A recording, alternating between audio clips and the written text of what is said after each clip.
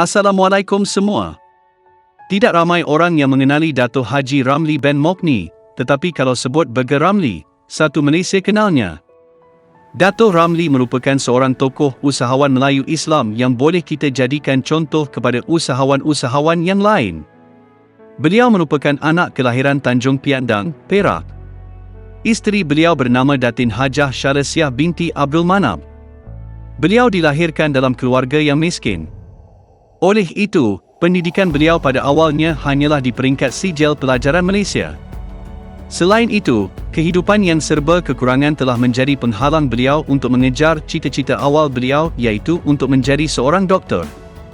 Dato' Ramli, pengasas dan pemilik produk makanan berasaskan daging, adalah bumiputera terawal yang menjual daging burger secara sejuk beku. Bermula dengan membuat burger secara kecil-kecilan semasa usia 17 tahun, menempuhi pelbagai rintangan, beliau tidak pernah berputus asa. Pernah suatu ketika, sebuah institusi pembangunan usahawan memperlekakan ideanya menjual daging burger, atas alasan adalah mustahil menjual burger tanpa premis besar seperti McDonald's dan Burger King. Memang banyak cabaran yang beliau hadapi setelah hampir 40 tahun berniaga, tetapi beliau memang cukup tabah dan tidak putus asa. Beliau akhirnya berjaya membuktikan tanpa ijazah ataupun diploma, beliau mampu meraih pendapatan peribadi kira-kira RM1 juta Malaysia sebulan.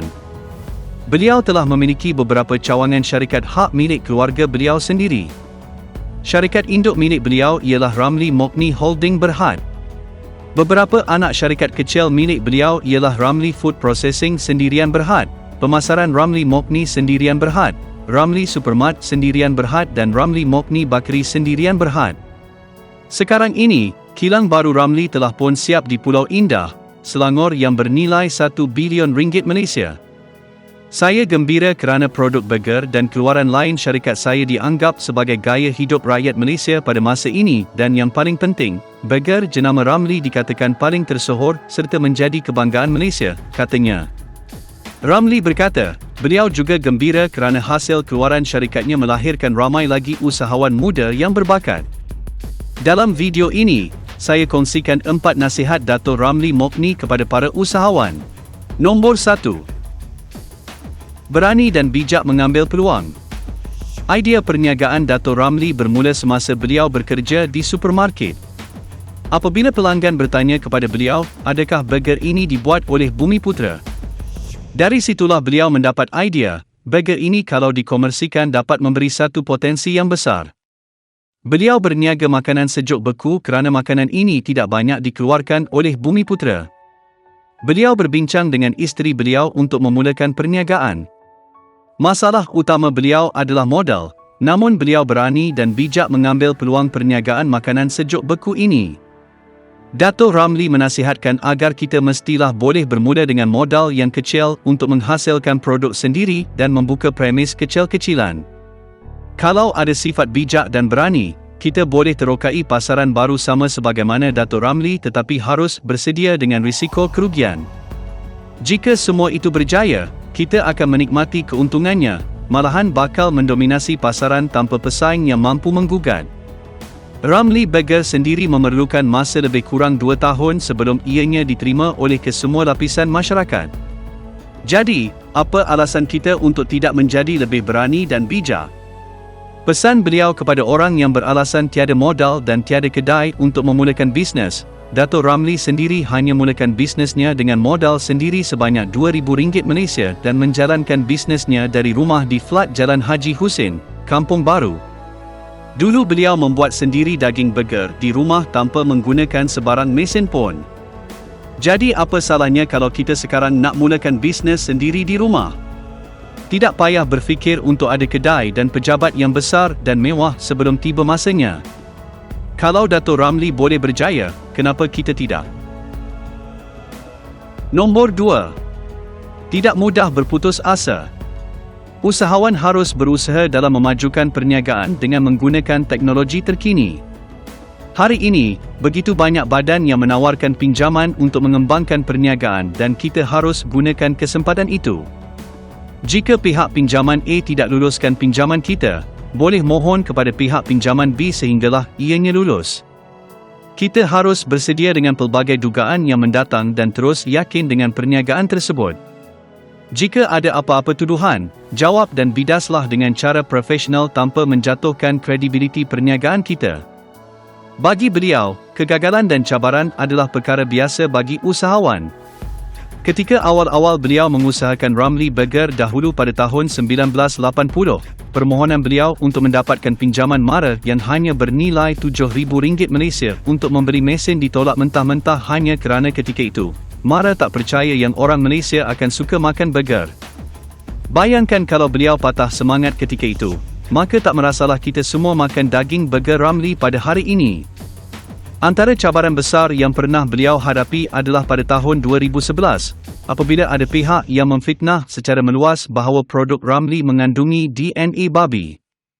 Habis jatuh merudum jualan syarikat beliau pada tahun itu, tapi beliau tetap tak putus asa dan kembali bangkit menjadi lebih hebat. Nombor 3. Mampu untuk bertahan. Keadaan ekonomi yang mencabar dan gawat adalah perkara biasa dalam perniagaan.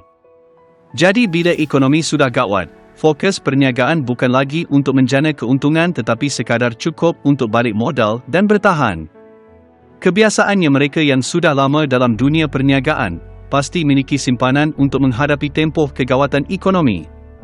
Jadi kepada peniaga di luar sana, anda perlu betul-betul bersedia menghadapi saat sukar. Jika tidak, mungkin syarikat anda akan terkubur, tapi kalau mampu, anda akan mencapai keuntungan pada ketika ekonomi berkembang. Kata Dato' Ramly, keadaan ekonomi sekarang ini memang mencabar. Tapi ini perkara biasa dalam bisnes. Berdasarkan pengalaman beliau, setiap 10 tahun sekali, memang ekonomi akan jatuh. Tahun 1987, 1997 dan 2007 adalah zaman kejatuhan ekonomi. Ketika zaman gawat ini, fokus bisnes bukan lagi untuk membuat keuntungan, tetapi cukup sekadar untuk break even dan bertahan. Kalau mengikut pengalaman beliau menjangka keadaan ini akan berlarutan antara 1 hingga 3 tahun sebelum ekonomi naik semula. Biasanya orang yang dah lama berniaga akan simpan keuntungan siap-siap untuk menghadapi tempoh gawat ni. Jadi untuk para rakan-rakan usahawan, kita kena betul-betul bersedia untuk menghadapi saat sukar. Memang betul-betul kena ikat perut. Banyak-banyak bersabar dan berdoa. Nombor 4. Hidup berprinsip. Perkara paling penting untuk mulakan perniagaan adalah memiliki prinsip yang jelas. Antara prinsip yang dipegang oleh Dato' Ramly adalah jujur, rajin, berusaha bersungguh-sungguh, membantu orang yang memerlukan dan membayar zakat. Prinsip ini juga disarankan untuk diguna pakai oleh peniaga-peniaga baru di luar sana. Menurut Dato' Ramly, 5 prinsip itu perlu untuk berjaya kerana walau kaya macam mana sekalipun, jika tidak berpegang kepada prinsip tersebut, kita tidak akan mampu bertahan. Kini saya sudah buktikan kita boleh berjaya dengan usaha dan kerajinan yang bersungguh-sungguh, kata Dato' Ramly. Pemilik jenama daging sejuk beku dan burger popular negara ini juga memegang prinsip jika orang lain boleh buat, dia juga boleh buat. Itulah serba sedikit nasihat beliau kepada para usahawan. Banyak benda yang kita boleh belajar daripada kisah Dato' Ramly ini. Kisah seorang yang bermula dari bawah dengan pelbagai kesukaran, sebelum sampai ke tahap beliau sekarang. Kepada anda yang baru melangkah dalam dunia bisnes, bersabarlah dan jangan sesekali inginkan kejayaan dengan cara mudah. Setakat ini, semua orang berjaya yang saya kenal, tiada seorang pun berjaya dengan mudah. Semuanya telah hadapi macam-macam cabaran yang sangat dahsyat. Sebagai rumusan, saya senaraikan kembali 4 nasihat Dato' Ramly Mokni kepada para usahawan. Nombor 1. Berani dan bijak mengambil peluang.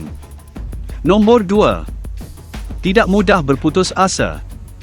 Nombor 3. Mampu untuk bertahan. Nombor 4. Hidup berprinsip. Jangan lupa like and share video ini. InsyaAllah, saya akan hasilkan video seperti ini pada masa akan datang. Sila subscribe channel ini untuk menunjukkan sokongan anda. Assalamualaikum dan jumpa lagi.